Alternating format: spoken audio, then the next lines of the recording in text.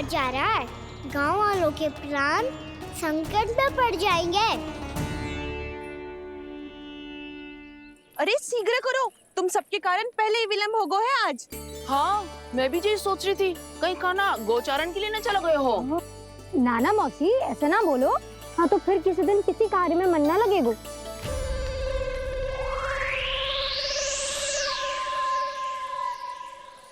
आप सब तो बातों में ही समय निकालो। मैं तो चली कान्हा को निहारूंगी, तभी शांति मिलेगी हृदय को। अरे ठहरो, हम सब भी चल रहे। रो, गई। इस गोपी का रूप धारण करके मैं भी निहारता हूँ इसके कान्हा को। कान्हा कहाँ गया?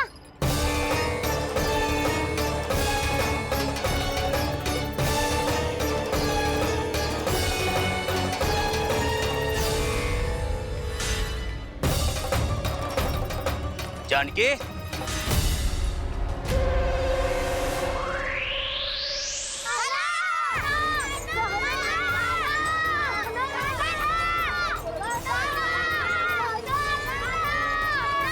वो देखो कान्हा, पहाड़ी के ऊपर।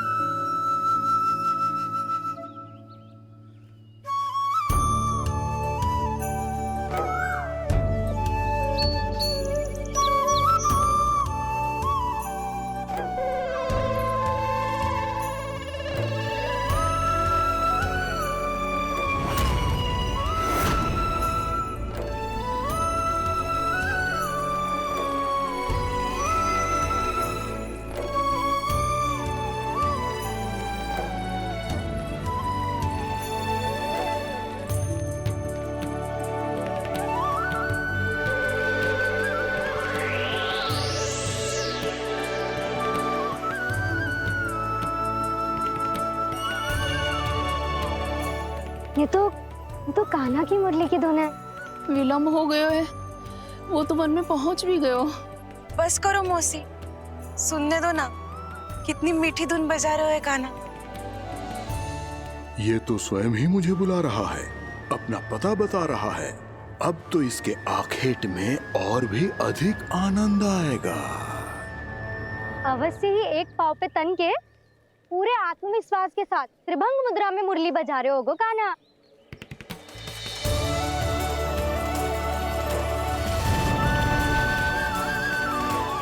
हाय, कितना सुरीला बजाता है।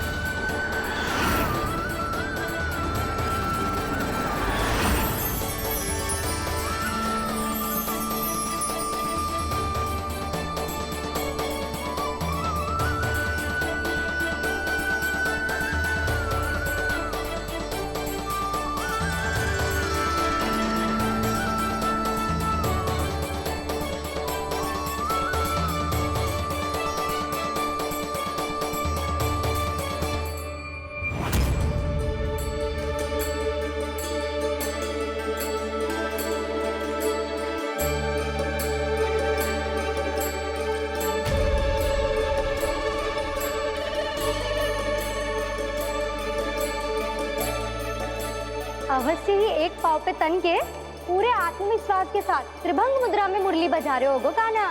यहाँ तो सभी बालक एक पांव पर खड़े हैं, तो फिर इनमें से कृष्ण कौन है? अद्भुत प्रभु, जो छलिया सारे संसार को अपने छलावे में फंसाता है, आज आपने उसे ही फंसा दिया।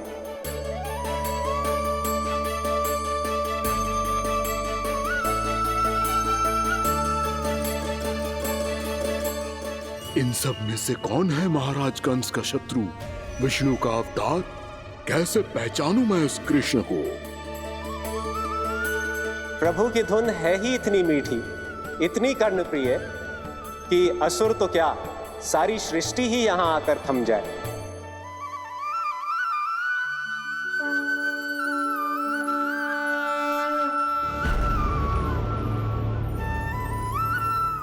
कहीं ये तो नहीं है वो मेरा शिकार, विष्णु अवतार?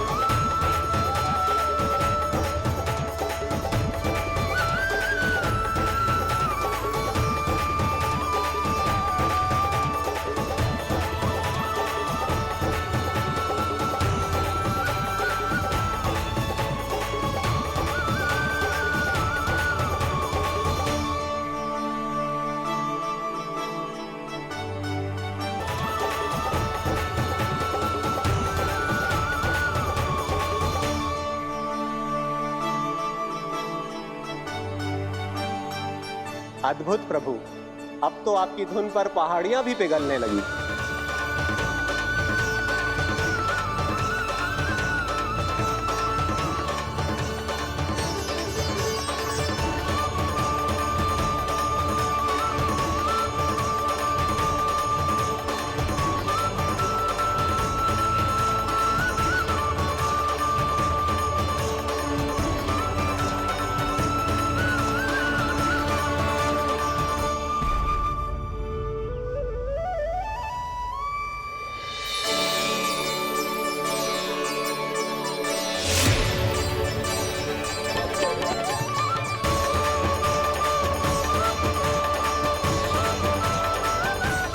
देखते ही देखते पूरी पहाड़ी बावरियल होकर पिघलने लगी है। प्रभु मुरली बजाने में खो गए हैं और उनके साथ ही खो गए हैं सभी सुनने मनुष्यों, पशु पक्षियों और देवताओं के ही नहीं, जड़ चेतन किसी के लिए को रोक पाना संभव नहीं होगा।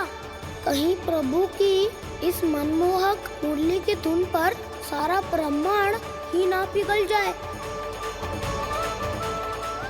गाना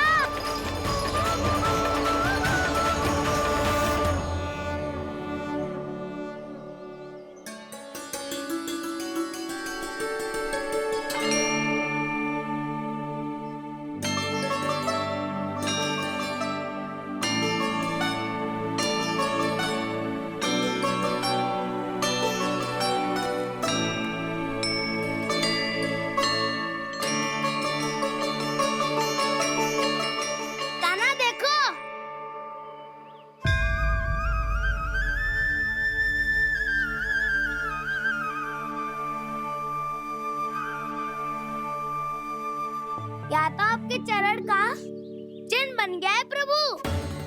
अपने भक्तों के हित के लिए मेरी बस एक ही इच्छा है, ऐसी चिन्ह मेरे हर भक्त के हृदय पर हो। आपके पद चिन्ह तो सदैव से ही आपके भक्तों के हृदय पर छपे हुए हैं प्रभु, पर इस पहाड़ी ने भी अब इसे अपने मन में बसा लिया है। तो युगों युगों तक इस पहाड़ी को चरण पहाड़ी के नाम से जाना जाएगा। तो युगों युगों तक इस पहाड़ी को चरण पहाड़ी के नाम से जाना जाए। तो युगों युगों तक इस पहाड़ी को चरण पहाड़ी के नाम से जाना जाएगा।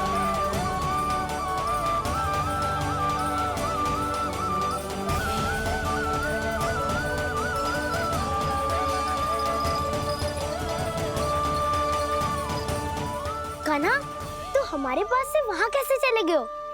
हमें तो पता भी ना चलो। मैं कहीं ना गया था उज्जवल, और ना ही कहीं जाऊंगा। सदैव यही रहूंगा मैं, तुम सबके पास, तुम सबके मन में।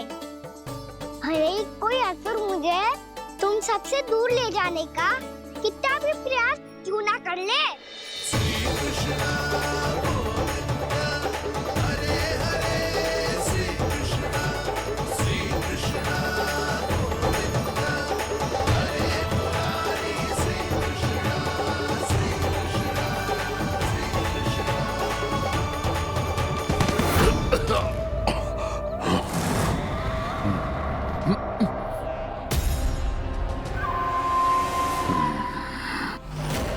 भले ही कितनी भी लीला क्यों न रच ले वो, आज उस छलिया कहलाने वाले विष्णु का सामना सच्चे छलिया से होगा।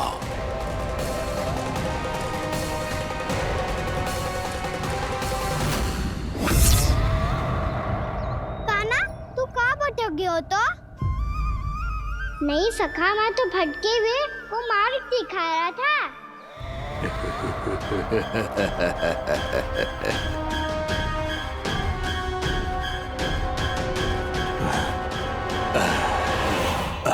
फिर से कहीं मत चले जाइयो, बहुत कठिनाई से फिर से तेरा साथ मिलो है हमें। कान्हा, तो इतने दिन बाद आए हो हैं, आज हम केवल गैया ना चराएंगे, कछु आनंद भी लेंगे आज। कैसो आनंद? मैंने मारा और गैया सरा के घर दूल्हे से पहले ही सीधे सीधे सब घर चलो। वैसे भी वन में बहुत भय लगता है मुझे, क्योंकि किस बात का भय? इतनी शीघ्र बोल गए। अभी कुछ दिन पहले ही तो उस असुर ने और देवता में कितने भीषण युद्ध हुआ था। हाँ, हम शीघ्र घर जाएंगे। अरे वसंता, वो युद्ध ना था, सब बड़े बड़े देवता हमारे सखा कान्हा को बचाने आए थे। तू ही सोच, जिसकी रक्षा सारे भगवान मिलके एक साथ करते हैं, वो कान्हा हमारे साथ है, तो फिर हमें कैसा भय? वो कान्हा हमारे साथ है, तो फिर हमें कैसा भय? तुम सब भी कौन सी बात लेकर बैठ गए हो? ये बताओ कि आज हम क्या खेलेंगे?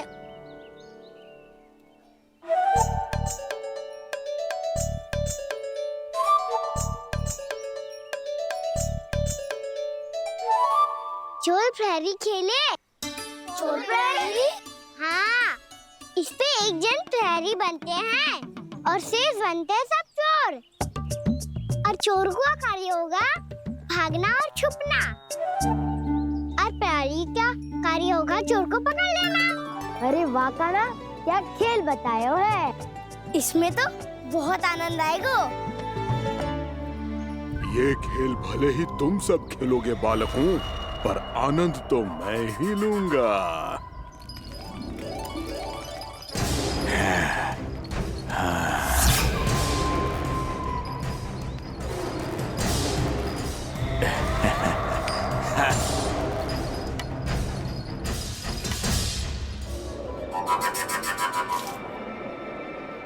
जी सिक्का।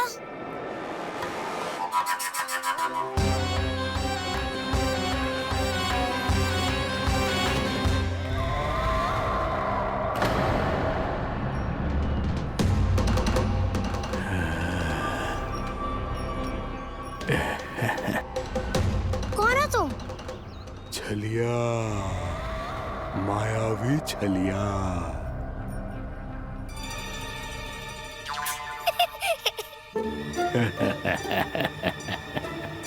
छलिया तो बहुत भयानक होता है, तुम्हारे जैसा थोड़ी दिखता है। हाँ। मुझे मूर्ख समझते हो तुम? 100 छलियाएं देखे हैं मैंने। हाँ। पर मैं उनसे ना घबराता हूँ, उनको मुझसे भय लगता है। हाँ? सच? और नहीं तो क्या, मैं हुई इतना अनोखा इतना वीर। तुम्हें विश्वास ना हो रहा है तो चलो मेरे सखाओं से पूछ लो।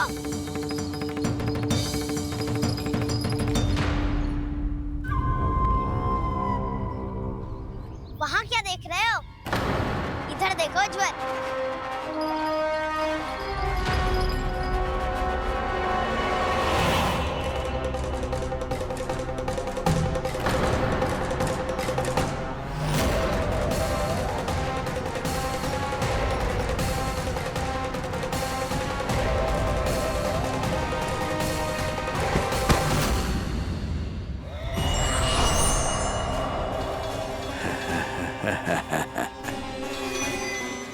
सौ छलिए देखे हैं इसने।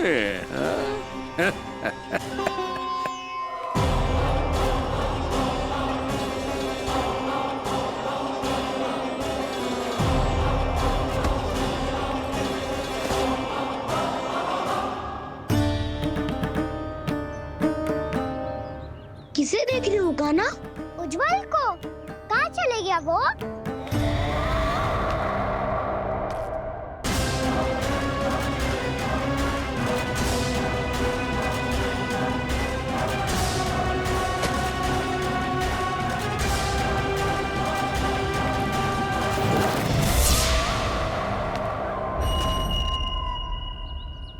चिंता मत ही करो कान्हा, उज्जवल यही का ही होगा, आ जाएगा। क्या हो गया कान्हा?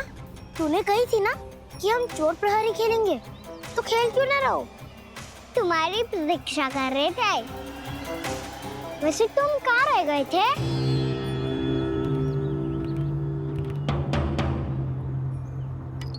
वो ये देखो ना, मुझे क्या मिला? सिक्का।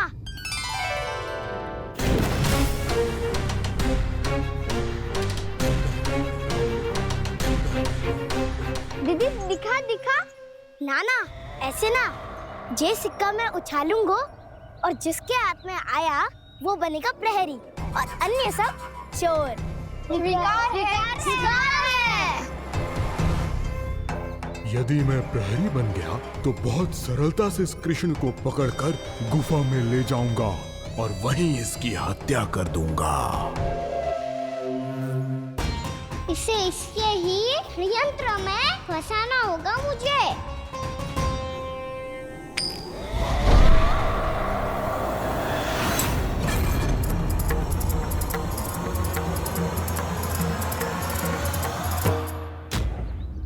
मैं प्रहरी, तुम सब चोर। कोई बात नहीं कृष्ण, अब इस उज्जवल की तरह पहले तुम्हारे सारे सखाओं को फंसाऊंगा मैं और फिर ले जाऊंगा तुम्हें।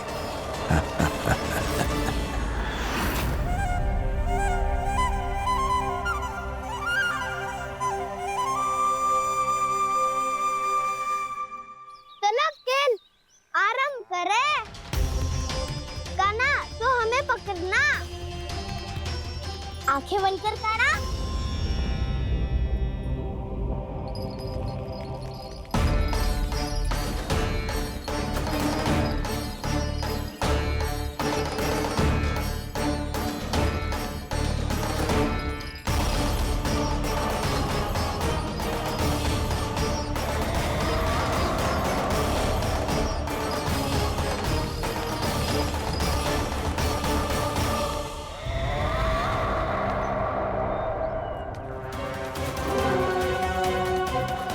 अकेला रह गया ये, अब फंस गया ये।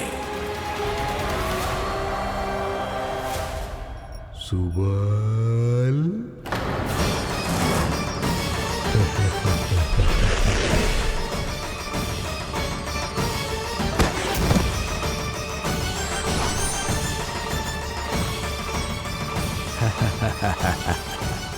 इन सब का तो मुझे पता नहीं, परंतु मुझे बड़ा आनंद आ रहा है इस खेल में।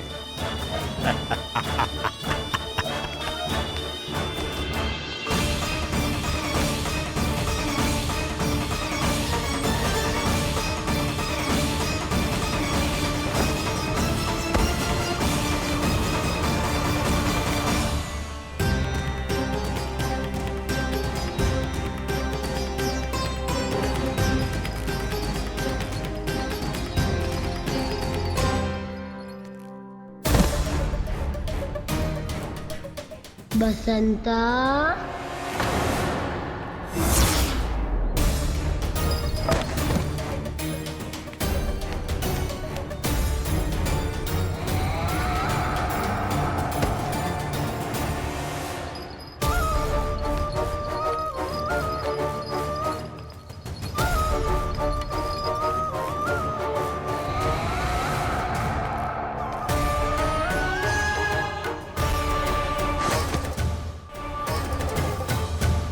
ये तो एक एक करके सभी बालकों को अपना शिकार बनाता जा रहा है।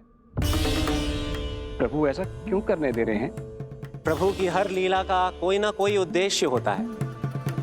यदि वो इस असुर को इन निर्दोष बालकों पर अत्याचार करने से नहीं रोक रहे हैं तो इसका भी कोई ना कोई कारण अवश्य होगा।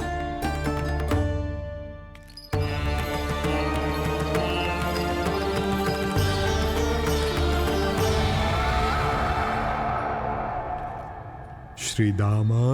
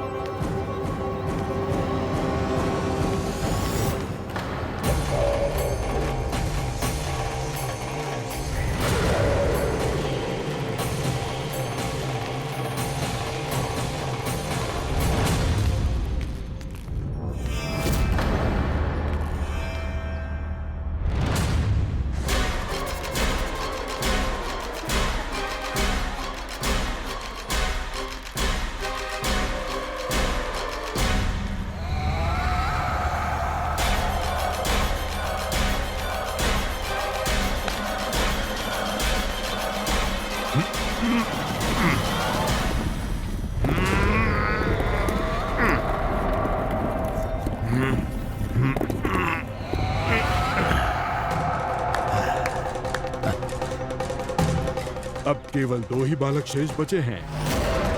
दोनों को पकड़कर ये खेल ही समाप्त कर दूंगा।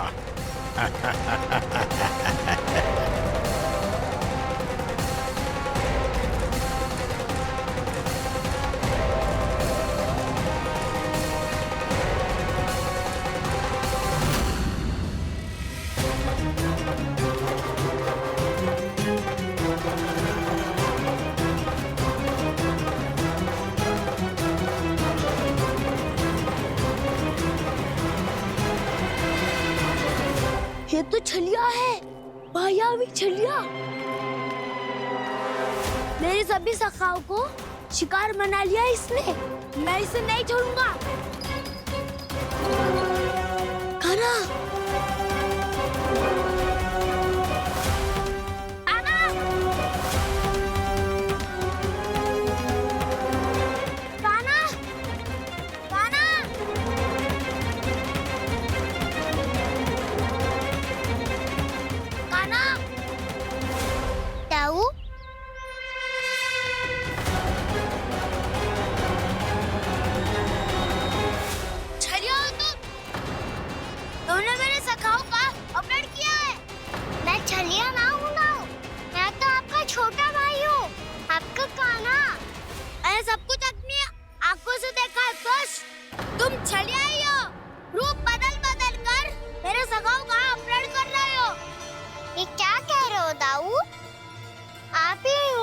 पहचानोगे तो कौन पहचानेगा?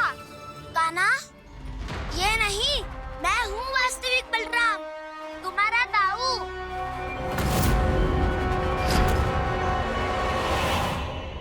इसके बहकावे में मत आना कान्हा, ये चलिए।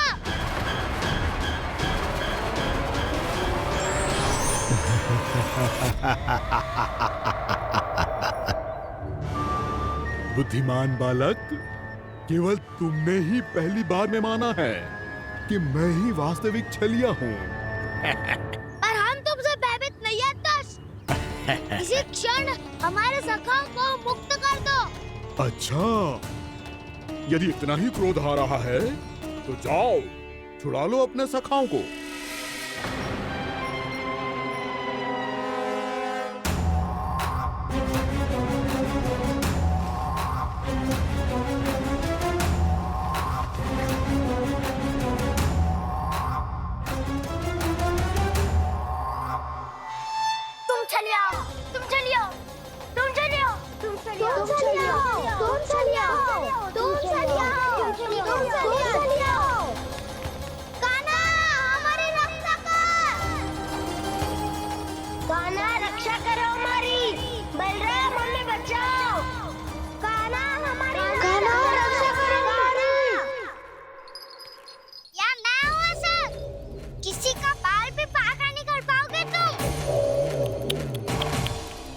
बालक, पर मैंने तो पहले ही तुम्हारे सखाओं को उस कंदरा में पहुंचा दिया है।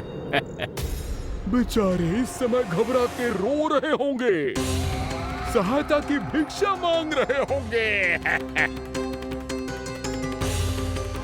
जानते हो तुम उन सबका अपहरण क्यों कर पाए? क्योंकि मैंने तुम्हें कर नहीं दिया, ताकि मुझे तुम्हारा सामना करने के लिए हिकायत मिल सके। अच्छा। जाओ आप जाके सखाओं को बचाओ। इस दुष्ट के लिए मैं पर्याप्त हूँ।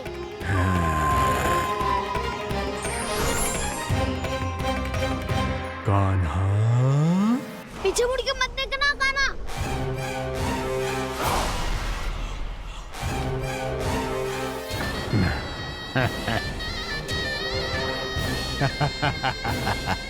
अपने सखाओं की तरह अब तुम भी फंस गए कृष्ण। अच्छी कलाकारी कर लेते हो ना सर। किसे सिखाया ऐसा स्वांग करना? स्वांग नहीं, माया है ये विद्या मैंने अपने पिताश्री से सीखी है। माया के महान आचार्य मायासुर। तो तुम मायासुर के पुत्र हो, पर जिसके सामने ना माया जाल बुनने का प्रयास कर रहे हो, ये माया के स्वामी है। ये मायाधर विष्णु है। ये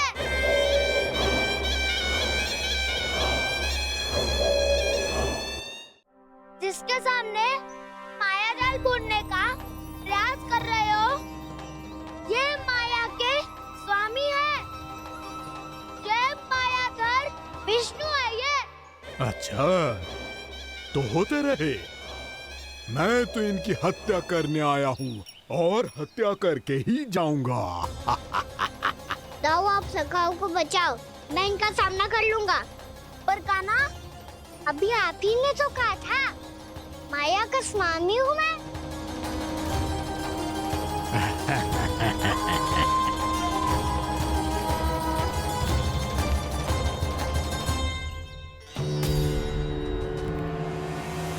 ये तो मथुरा का व्यापारी है। इसको अर्थ वो जो था वो सच में छलिया हो तो कहीं वो नंदन तो ना पहुंच गो। हमें शीघ्र ही गांव जाना पड़ेगा और सबको सावधान करना पड़ेगा। चल।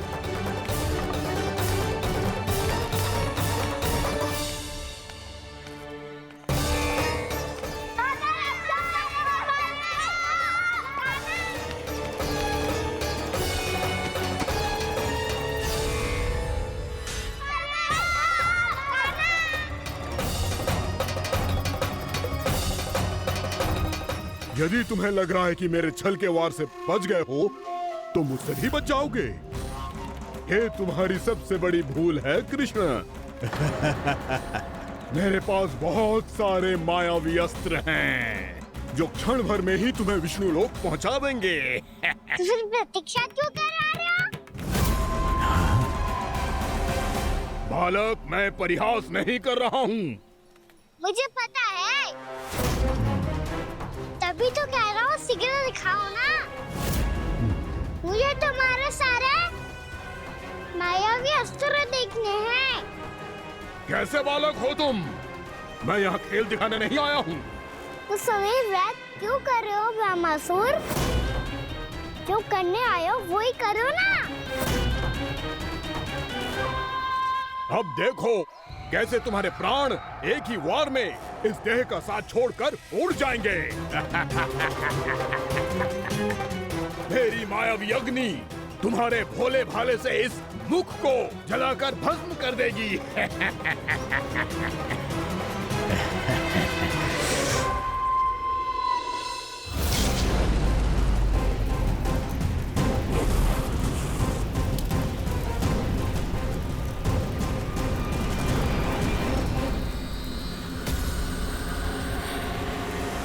कह रही हो ब्रह्मासुर? बोला बाला तो दिखता हूँ मैं। मैया भी यही कहती है।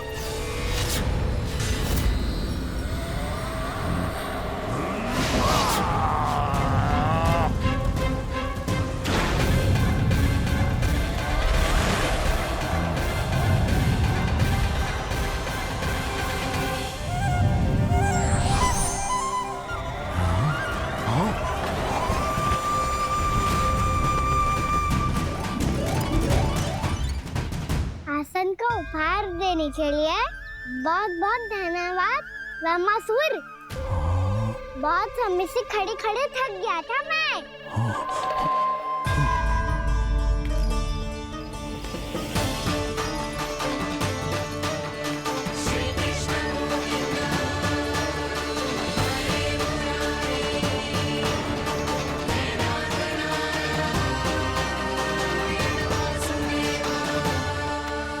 अगला अस्त्र दिखाओ ना। तुम्हारी यही जिज्ञासा आज तुम्हारा अंत करने में सहायक बनेगी मूर्ख बालक।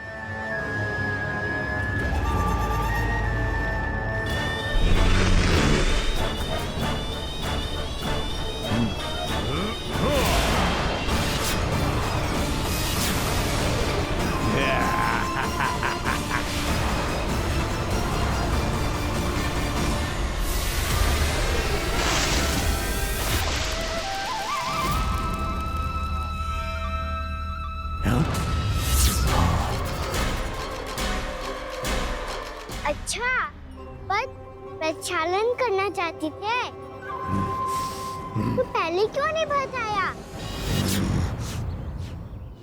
मुस्कुराना बंद करो। तुम्हारी ये हंसी मुझे कांटों की तरह चुभ रही है। पर मैया तो कहती है कि मेरी मुस्कुराहट फूलों की तरह है।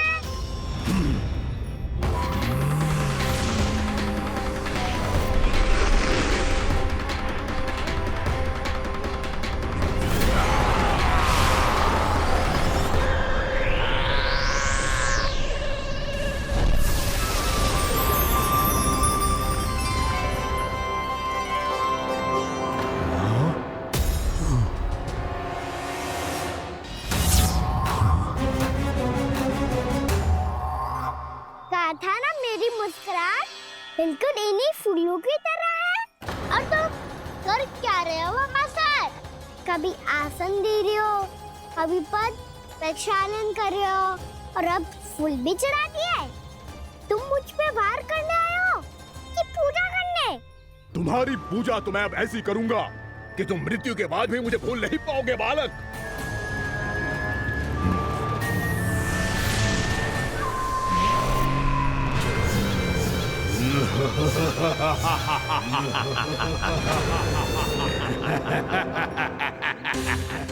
कान्हा, ये चट्टान तो मुझसे हिल ही ना रही।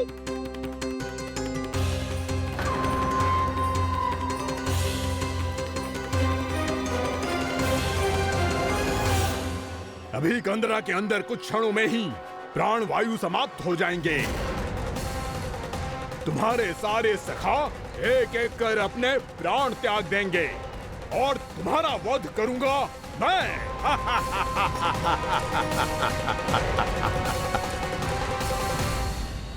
अरे सब जन बच के रहना।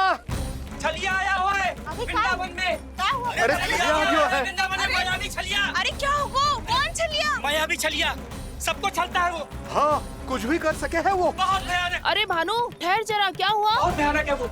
बच के रहना सब लोग। अरे भेष बदल ले तो है वो। हाँ। क्या होगा? छलिया है वो। अरे मेरी बात तो बताओ। रानी भाभी, रानी भाभी, कान्हा घर पर ही है ना? ऐसे भड़बड़ा क्यों रहे हो? कोई भूत देख लियो है क्या? भूत ना भाभी, छलिया से भेंट हो गई। सच्ची का माया भी छलिया है भाभी। क्या उल्टा सीधा बोले जा रहे हो? ठीक से बताओ। अब बोलो भी। वो कान्हा के पीछे पड़ो है वो। मेरे लल्ला के पीछे? हाँ रानी भाभी, हमारे अचेत होने से पहले हमने उसे ये कहते सुना था कि वो वृंदावन आने वाला है कान्हा से मिलने। हे नारायण, मेरे कान्हा की रक्षा करना। जसोदा जी, जे मायावी छलिए से बचना बालकों के बस की बात ना है। जीजी, बालक वन में अकेले ही हैं।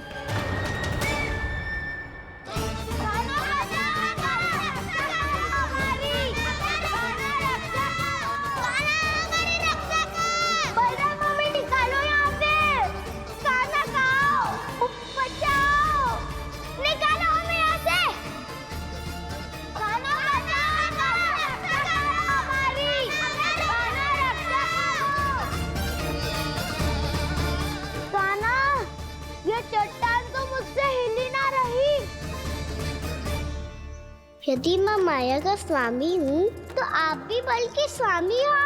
ताऊ, अपनी क्षमता, अपना सामर्थ्य स्मरण करो।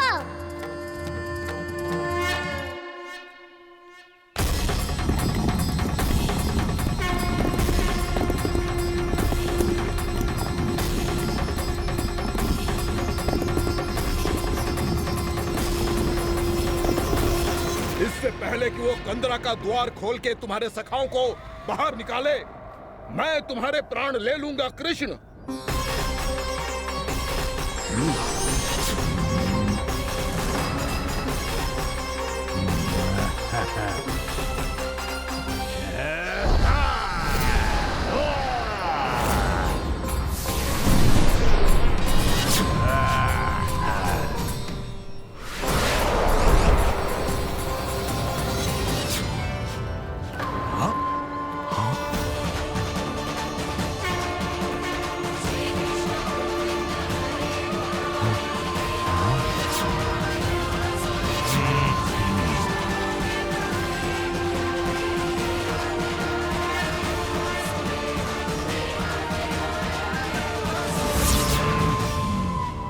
कितनी पूजा करोगे ब्रह्मासुर?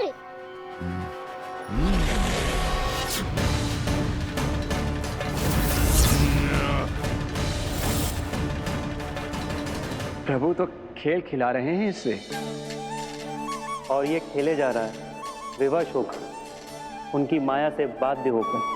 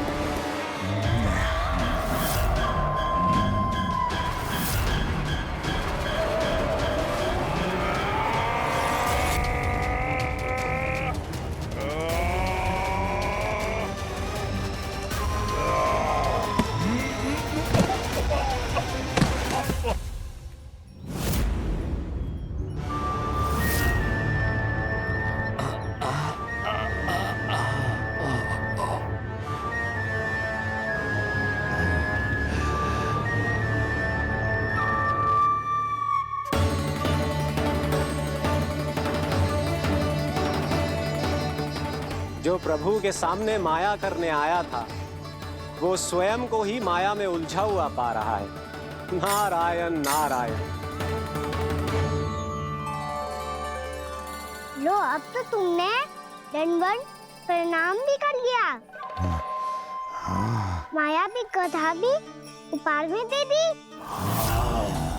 तुम चाहते क्या हो ब्रह्मासुर? मेरी शरण में आना है क्या?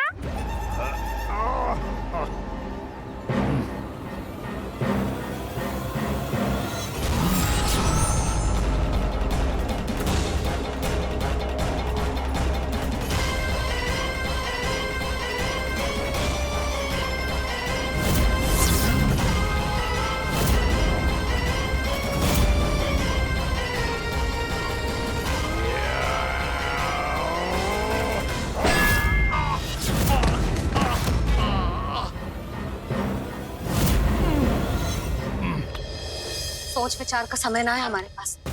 अपने बालकों की रक्षा के लिए इसी क्षण हमें निकलना होगा।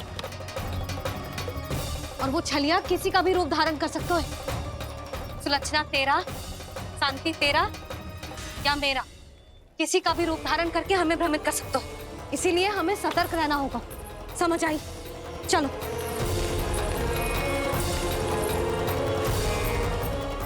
अभी भी समय है रामासुर, समझ जाओ।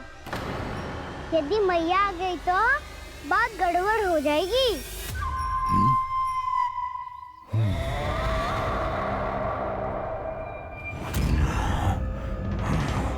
मुझसे झूठ का कोई लाभ नहीं होगा। रामासुर, स्मरण करो तुम कौन हो। मायासुर का पुत्र हूँ मैं, अपने स्वामी महाराज कंस का सेवक हूँ, और तुम्हारा हूँ मैं काल।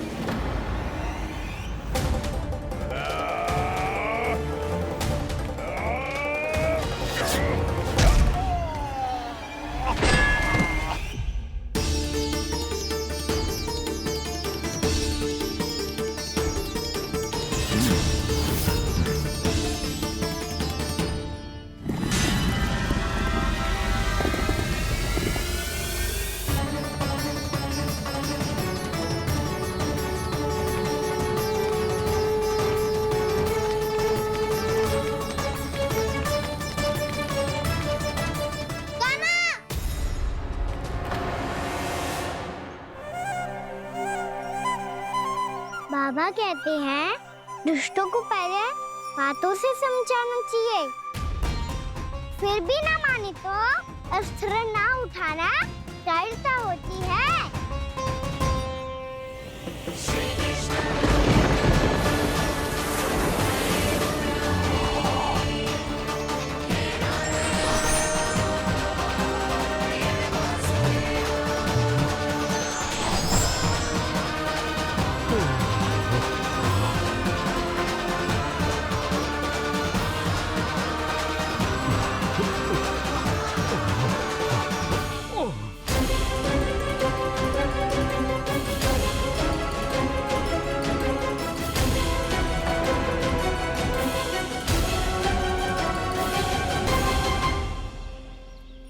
पता था मुझे, अपने बाबा के स्वरूप को हानि नहीं पहुंचाओगे। सही कही तुमने। पिता की छवि ही पिता के समान भी आनंदीय होती है। रामासुर, रामासुर। ये मैं अपने वास्तविक रूप में कैसे आ गया?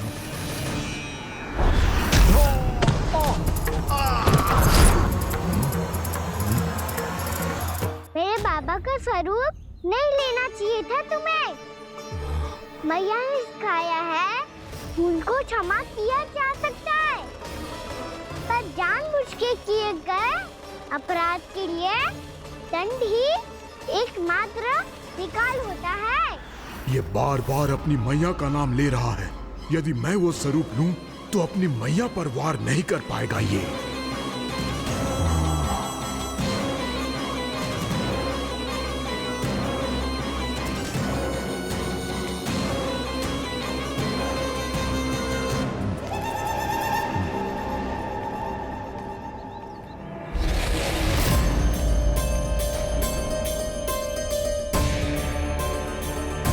लल्ला,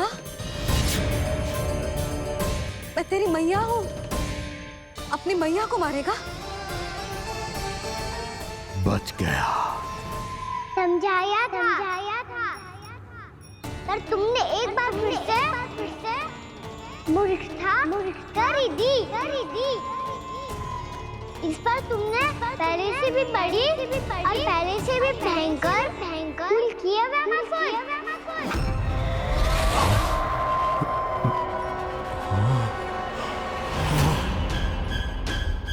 ये क्या हो रहा है मुझे?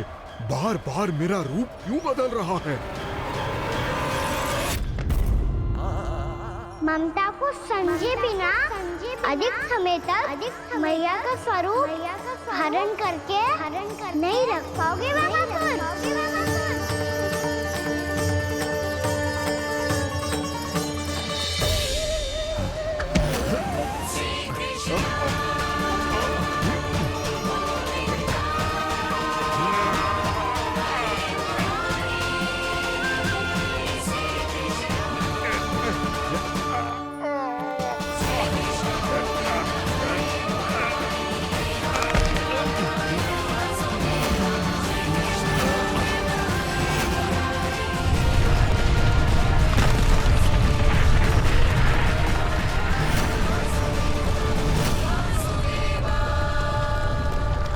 प्रभु के क्रोध से धरती भी कांपने लगी है।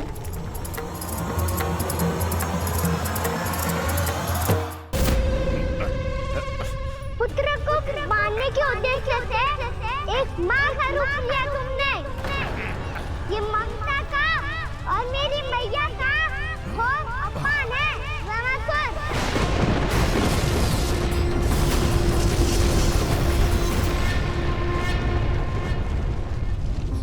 इससे पहले इस असुर के कारण निर्दोष प्राणियों का कोई अहित हो, मुझे कुछ करना होगा। यदि मैं माया का स्वामी हूँ तो आप भी बल के स्वामी हो। दाऊ, अपनी क्षमता, अपना सामर्थ्य स्मरण करो।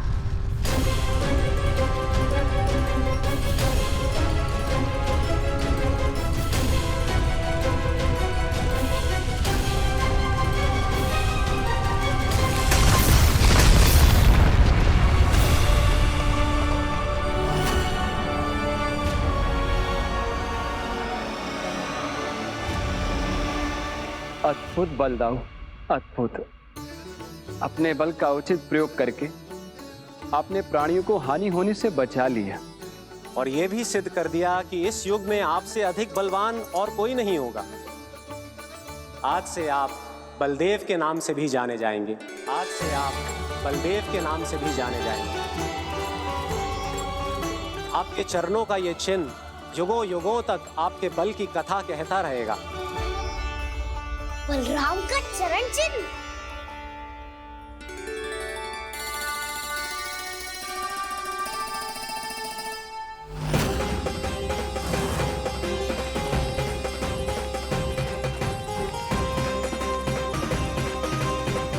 मेरी माया से आज तक कोई नहीं बच पाया है। एक बार मुझे छोड़कर देखो, फिर पता चलेगा कि मैं हूँ कौन। पहले ये तो देख लो कि मैं कौन हूँ।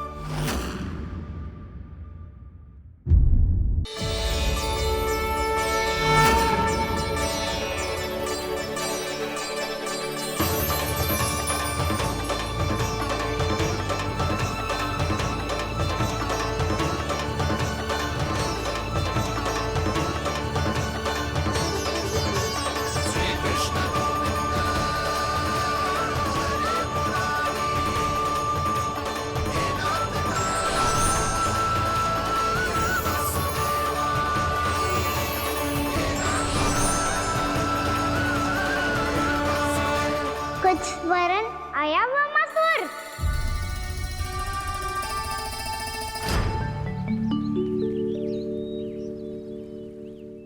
बहुत समय पहले की बात है।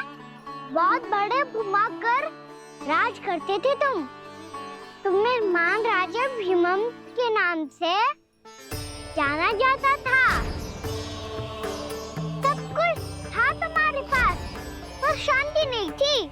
इसीलिए शांति की खोज में अपना संपूर्ण राज अपने पुत्रों को सौंप कर हिमालय पर्वत की ओर चल दिए।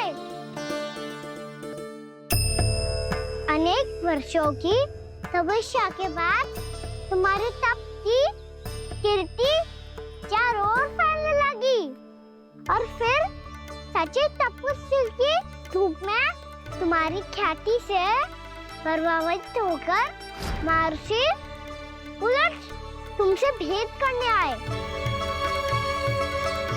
राजा भीमरथ, आपने ईश्वर की प्राप्ति के लिए सब कुछ छोड़ दिया, पर अपना अभिमान नहीं छोड़ पाए। इसीलिए मेरे आगमन पर सम्मान के साथ खड़ा होना तो दूर, मेरा अभिवादन भी नहीं किया। अभिमान तपस्वी का गुण नहीं होता है राजन, अभिमान राक्षसी गुण है। इसलिए मैं आपको श्राप देता हूं कि आप अगले जन्म में एक राक्षस के रूप में जन्म लेंगे, एक राक्षस के रूप में जन्म लेंगे। मुझे क्षमा कर दीजिए महर्षि। मैंने जानबूझकर आपका अपमान नहीं किया है। मैं तो यहाँ पर शांति की खोज में आया था। अपने भीतर के संसार में गहरे सोच विचार में डूबा हुआ था मैं। मुझे क्षमा कर दीजिए महर्षि, मुझे क्षमा कर दीजिए। अपनी भूल का आभास प्रायश्चित की ओर पहला पग होता है। मैं अपना श्राप तो वापस नहीं ले सकता, परंतु आपको एक वचन अवश्य दे सकता हूँ। जब भी प्रभु नारायण का अवतार होगा, आपको उचित समय पे वो वरदान देंगे जिसकी आप लंबे समय से प्रतीक्षा कर रहे हैं।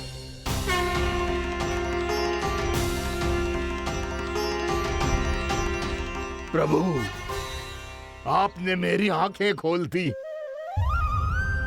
अब मुझे पता चल गया है कि आप कौन हैं और मैं कौन हूं। इसलिए आप मुझ पर कृपा करके अपने चरणों में स्थान दे दीजिए। मुझे वो शांति प्रदान कीजिए जिसकी खोज में मैं वर्षों से भटक रहा हूँ। शांति तो मोक्ष में ही है, इसीलिए मैं तुम्हें मोक्ष का वरदान देता हूँ।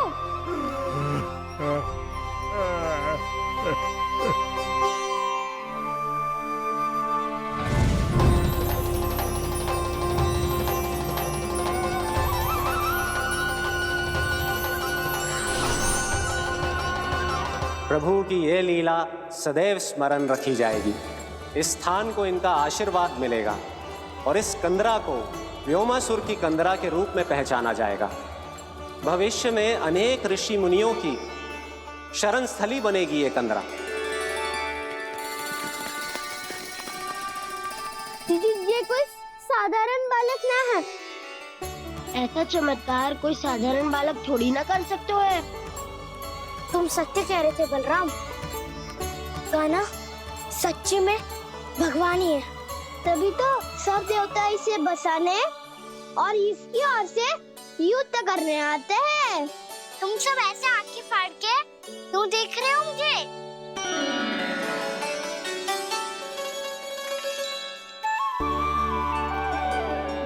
बलराम, तुम बलवान हो और कान्हा भगवान है।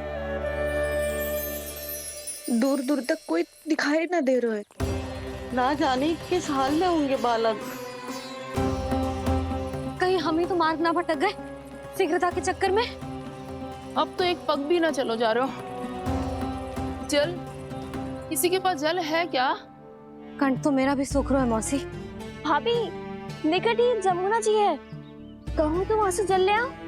मैं भी जा रही हूँ भाभी, एक से भले दो। हाँ चल, शीघ्रता से आओ। हाँ।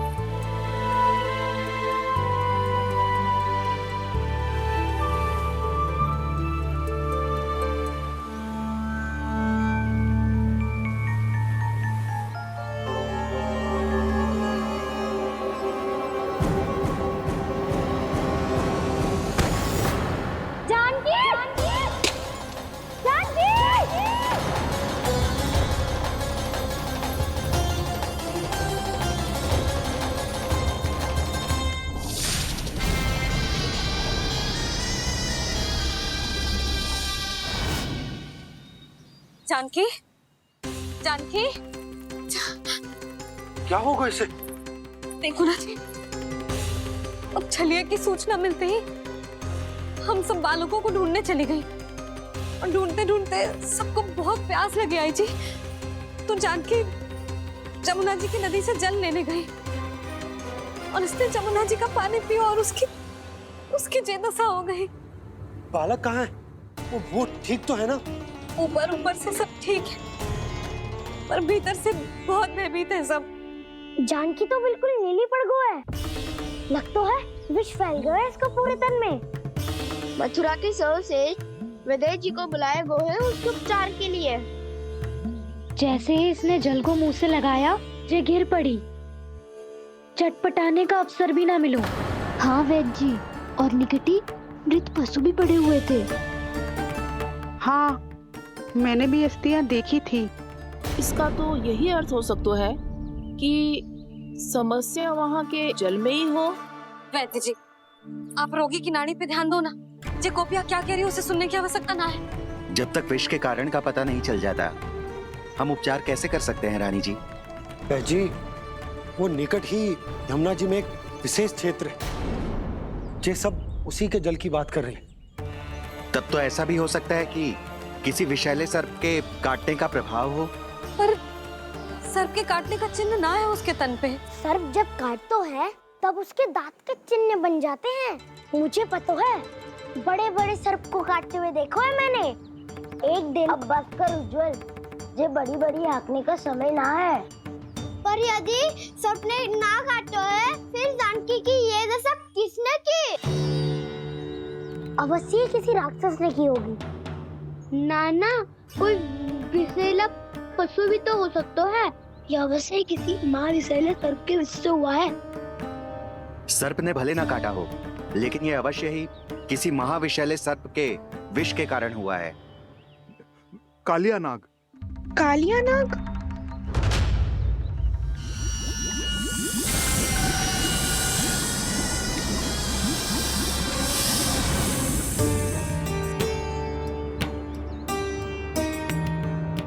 संकेतों से तो ऐसा लगता है कि जानकी ने कालिया नाग के क्षेत्र के विशाल जल पी लियो है। कालिया नाग एक लोक श्रुति है, कल्पना में गढ़ी हुई एक कथा, और कछु ना है। हमें जाके पता लगाना पड़ेगा। पर हमें वहां जाने से मना किया है ना बड़ों ने। उज्जवल सही कह रहे हो है। इस समय जानकी के स्वार्थ से अधिक महत्वपूर्ण और कछु ना है।